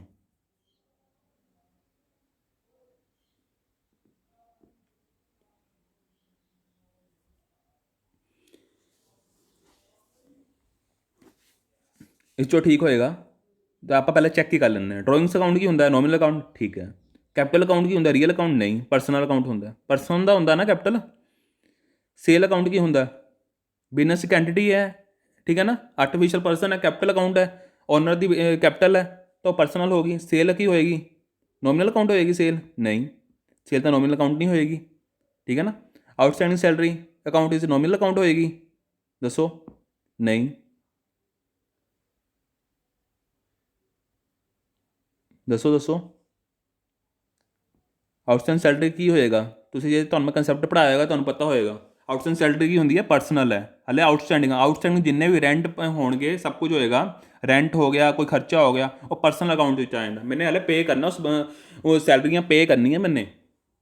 Patent account is personal account, no real account, ठीक है ना, asset है, ठीक है ना। सेल अकाउंट पर्सनल अकाउंट होंगे उरे, तो नॉमिनल अकाउंट तो हो ही नहीं सकता होता। तो उरे की ऑप्शन ठीक है, सिर्फ ओनली फर्स्ट ए ऑप्शन, ठीक है फ्रेंड्स। अगला क्वेश्चन है, the entry to record the collection of cash from the sundry debtors would involve the debtor debit to sundry debtors, या डेबिट टू कैश अकाउंट करांगे, या क्रेडिट टू सन्डी डेटर्स करांगे, credit to cash account करांगे। जे ਆਪਾਂ ਨੇ ਪੈਸਾ receive ਕੀਤਾ ਡੈਟਰਸ ਤੋਂ, ਜਿਸ ਤੋਂ ਅਸੀਂ ਪੈਸਾ ਲੈਣਾ ਸੀ ਉਹਨੂੰ ਕੀ ਕਹਿੰਦੇ, ਡੈਟਰਸ, ਉਸ ਤੋਂ ਸਾਨੂੰ ਪੈਸਾ ਰਿਸੀਵ ਹੋਇਆ ਸन्डी डेटर्स ਤੋਂ, ਤਾਂ ਆਪਾਂ ਕੀ ਐਂਟਰੀ ਰਿਕਾਰਡ ਕਰਾਂਗੇ, ਡੈਬਿਟ ਕਿਹਨੂੰ ਕਰਾਂਗੇ ਤੇ ਕ੍ਰੈਡਿਟ ਕਿਹਨੂੰ ਕਰਾਂਗੇ।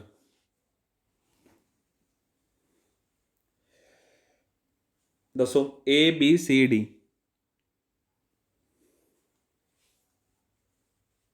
फर्स्ट अबव आएगा, थर्ड अबव आएगा, सेकंड एंड थर्ड अबव आएगा, फर्स्ट एंड फोर्थ अबव आएगा।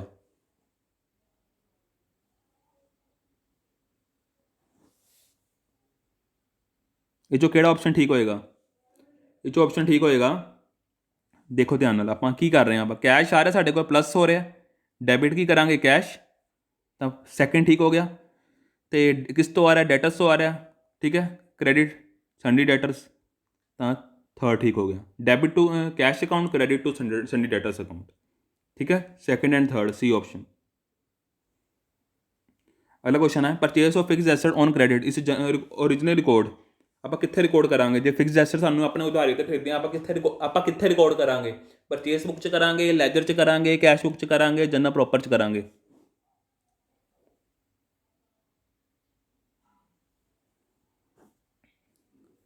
ये आप रिकॉर्ड करांगे जनरल प्रॉपर च। तो मैं दस परचेज सिर्फ गुड्स दी क्रेडिट आनियाँ, ठीक है ना, ऑन गुड्स ऑन क्रेडिट ते ही आनियाँ सिर्फ, ठीक है।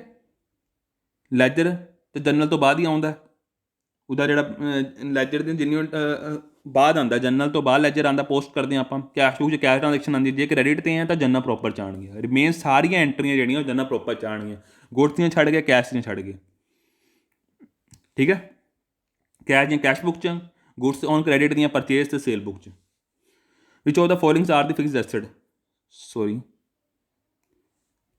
ਵਿਚ of the following are the fixed asset, ਵਿੱਚੋਂ ਕਿਹੜਾ ਫਿਕਸਡ ਐਸੈਟ ਹੈ, closing inventory, fix deposit in bank, patents, prepaid expenses, केड़ा फिक्स एसेट है चों,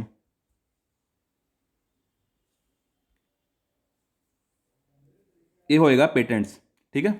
पेटेंट्स की है, आप पेटेंट करा लेने बिजनेस ਨੂੰ, मतलब ਆਪਾਂ ਇੱਕ ਤਰ੍ਹਾਂ ਦਾ ਆਪਾਂ ਨੇ ਸਾਡੇ ਜਿੰਨੇ ਵੀ ਸਾਡੀਆਂ ਟ੍ਰਾਂਜੈਕਸ਼ਨਸ ਆ, ਅਸੀਂ ਕੋਈ ਵੀ ਇਨਵੈਂਟ ਕਰ ਰਹੇ ਹਾਂ, ਕੁਝ ਵੀ ਆਪਾਂ ਨਵੀਂ ਟੈਕਨੋਲੋਜੀ ਲਿਆ ਰਹੇ ਹਾਂ ਜਾਂ ਬਿਜ਼ਨਸ ਨੂੰ ਆਪਣੀ ਇੱਕ ਰੈਪੂਟੇਸ਼ਨ ਬਣਾ ਰਹੇ ਹਾਂ ਤਾਂ ਕਿ ਦੂਜਾ ਬੰਦਾ ਕਾਪੀ ਨਾ ਕਰ ਲੇ, ਉਹ ਤਾਂ ਮੈਂ ਪੇਟੈਂਟਸ ਕਰਾ ਲੈਂਦਾ ਹੁੰਦਾ। ਤਾਂ ਇੱਕ ਤਰ੍ਹਾਂ ਦਾ ਮੇਰਾ ਇੱਕ ਐਸੈਟ ਹੈ, ਮੈਨੂੰ ਬਿਜ਼ਨਸ ਇਹ ਮੈਨੂੰ ਮੁਨਾਫਾ ਦੇ ਰਿਹਾ, ਠੀਕ ਹੈ ਨਾ, ਹੈਲਪਫੁਲ ਹੋ ਰਿਹਾ, ਤਾਂ ਇੱਕ ਤਰ੍ਹਾਂ ਪੇਟੈਂਟ ਕੀ ਹੈ, ਫਿਕਸ ਐਸੈਟ, ਲੌਂਗ ਟਰਮ ਲਈ ਚੱਲਦਾ, ਇਹ ਕਦੇ ਖਤਮ ਥੋੜ੍ਹਾ ਹੁੰਦਾ, ਸਾਨੂੰ ਦਿਖਦਾ ਨਹੀਂ ਹੈ, ਇਨਟੈਂਜੀਬਲ ਹੈ ਇੱਕ ਤਰ੍ਹਾਂ ਨਾਲ, ਇਹ ਵੀ ਕਹਿ ਸਕਦੇ ਹਾਂ ਆਪਾਂ, ਠੀਕ ਹੈ फ्रेंड्स। अगला क्वेश्चन है, goods worth 5000 purchase from May on credit, मैंने 5000 के गुड्स खरीदे ए तो क्रेडिट से, दसो की एंट्री पावांगे।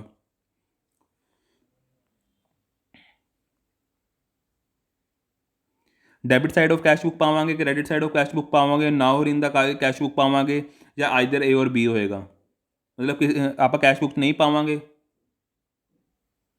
या आइदर ए और बी होएगा।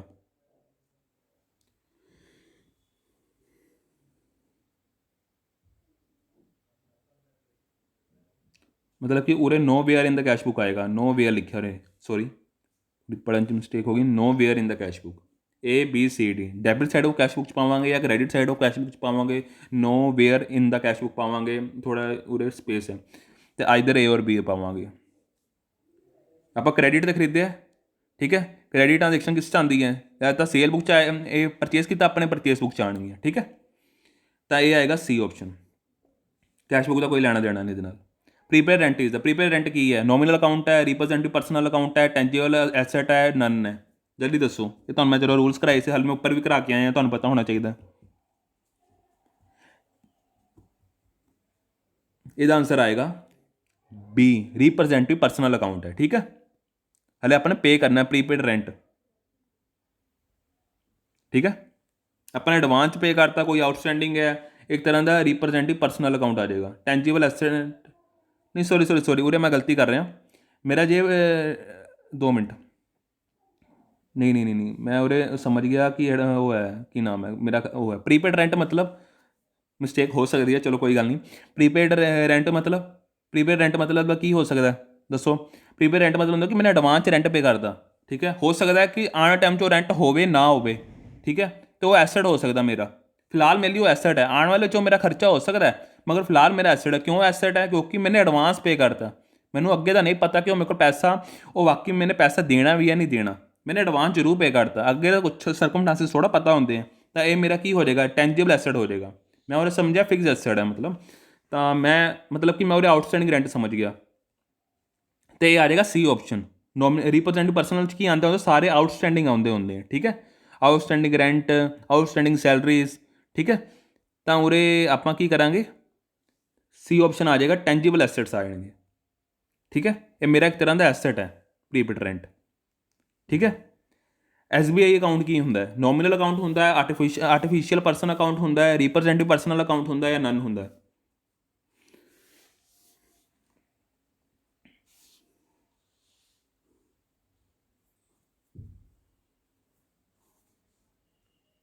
दसो।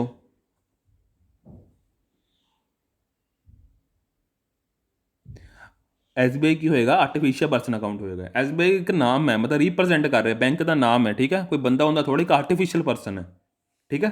तो बी ऑप्शन आ जाएगा, पूरा आर्टिफिशियल पर्सन अकाउंट आएगा। Which of the bill is not a process of accounting? इस केड़ा प्रोसैस नहीं है? Printing, summarising, classifying, journal. ये होएगा प्रिंटिंग, ठीक है। ਇਹਦਾ कोई प्रोसैस नहीं है। समराइजिंग हैगा, क्लासीफाई हैगा, जनरल हैगा, मगर प्रिंटिंग नहीं है। प्रिंटिंग ऐसा कोई लेना देना नहीं अकाउंटिंग नाल। The type of accounting with the name credit balance, किसका क्रेडिट बैलेंस होंगे दसो? एक्सपेंसिस अकाउंट का, एसट अकाउंट का, रेवन्यू अकाउंट का, या सस्पेंस अकाउंट का? जिसका क्रेडिट बैलेंस होंगे, ध्यान नाल सोचो। ये होएगा एक्सपेंसिस की होंगे, डेबिट, डेबिट बैलेंस होंगे, एसेट का भी डेबिट बैलेंस होंगे, ठीक है हमेशा। हाँ, डेबिट बैलेंस होंगे। रेवन्यू जो होंगे, credit all income and gains, हमेशा क्रेडिट बैलेंस होंगे, ठीक है। रेवन्यू हो रहा है तो रेवन्यू अकाउंट हमेशा क्रेडिट बैलेंस होएगा। सस्पेंस अकाउंट भी नहीं होंगे। सस्पेंस की है? सस्पेंस अकाउंट नहीं होएगा, ठीक है। सस्पेंस अकाउंट का सानू पता नहीं हले, मतलब कि एक तरह आप ट्रायल बैलेंस शो करते हैं, बट इसका कोई वो नहीं होएगा, ये क्रेडिट बैलेंस नहीं हो सकता। तो यदा ऑप्शन की आ जाएगा, की आ जाएगा, क्रेडिट बैलेंस रेवन्यू अकाउंट होंगे, credit or income and gains. Cash sale of trading account is initially journalised in, cash sale करते हैं आप ट्रेडिंग अकाउंट की, तो आप कितने इनू पाने, सेल अकाउंट च पाने, कैश जर्नल च पाने, ट्रेडिंग अकाउंट च पाने, सस्पेंस अकाउंट च पाने? दसो।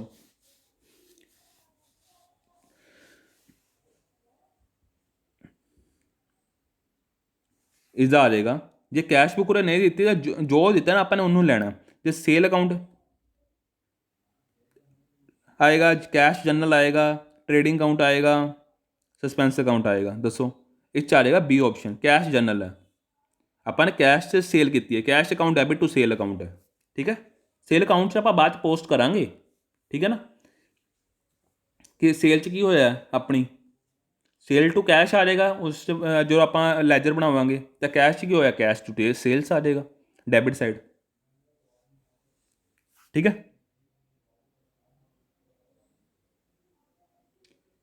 मतलब कि आ देखो ना, ये मैं बनाया, ये मेरा हो गया कैश का लैजर, कैश का लैजर हो गया, ठीक है।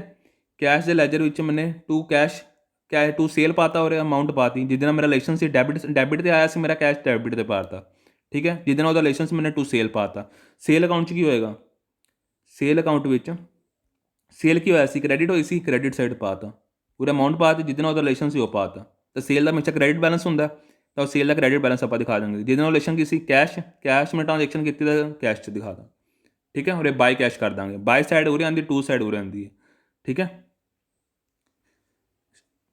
ਕੈਸ਼ ਸੇਲ ਦਾ ਹਮੇਸ਼ਾ ਕ੍ਰੈਡਿਟ ਬੈਲੈਂਸ ਹੁੰਦਾ, ਕੈਸ਼ ਜਨਰਲ ਜਿਹੜਾ ਆਪਾਂ ਨੇ ਕੈਸ਼ ਦਾ ਹਮੇਸ਼ਾ ਡੈਬਿਟ ਬੈਲੈਂਸ ਹੁੰਦਾ। ਠੀਕ ਹੈ, ਤਾਂ ਉਰੇ ਆ ਜਾਏਗਾ B option, goods return by the customer. Goods return ਹੋ ਗਈਆਂ ਕਸਟਮਰ ਦੀਆਂ, ਤਾਂ ਆਪਾਂ ਕੀ ਐਂਟਰੀ ਪਾਵਾਂਗੇ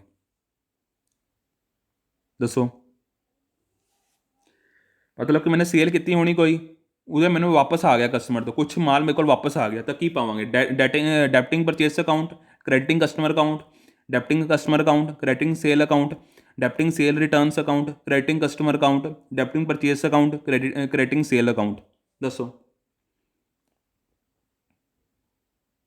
ਇਹਦਾ ਆਪਸ਼ਨ ਆ ਜਾਏਗਾ ਸੀ, ਸੇਲ ਰਿਟਰਨ। ਮਤਲਬ ਪਹਿਲੇ ਸੇਲ ਹੋ ਰਹੀ ਸੀ, ਜੀ ਸਪੋਜ਼ ਕਰੋ ਮੈਨੇ ਇਹਨੇ ਸੇਲ ਕੀਤੀ, ਤਾਂ ਕੀ ਕਰਾਂਗਾ ਮੈਂ, ਕੈਸ਼ ਅਕਾਊਂਟ ਡੈਬਿਟ ਜਾਂ ਪਾਰਟੀ ਦਾ name account debit to sale. Sale ਕੀ ਹੋ ਰਹੀ ਸੀ, ਕ੍ਰੈਡਿਟ।